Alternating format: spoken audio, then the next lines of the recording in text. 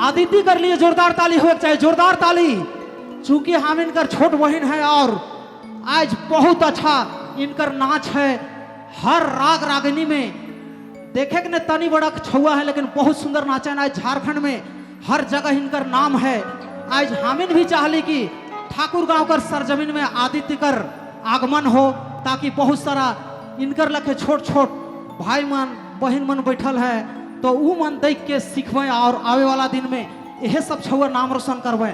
हामिन तो अब आधा उम्र बिता दिली गीत संगीत में लेकिन आवे वाला दिन में यह सब जनरेशन झारखंड का नाम के उजर रखबे। तो सेल हामिन कर पूरा मस्ताना ग्रुप खास करके हर नया लड़का लड़की के सपोर्ट करेला। कोई भी अगर मोर आवाज सुनत हो अब जेके गीत संगीत में रुचि है चाहे डांस में म्यूजिक में कोई भी तो राउरिन मोर से संपर्क करब और राउरिन के बड़ा बड़ा मंच देवे कर प्रयास करब। एक बार जोरदार ताली हामिन कर छोट बहन कर ले जोरदार ताली भैया। वाह लव यू। चलो आप गीत संगीत बटे हमें जात है।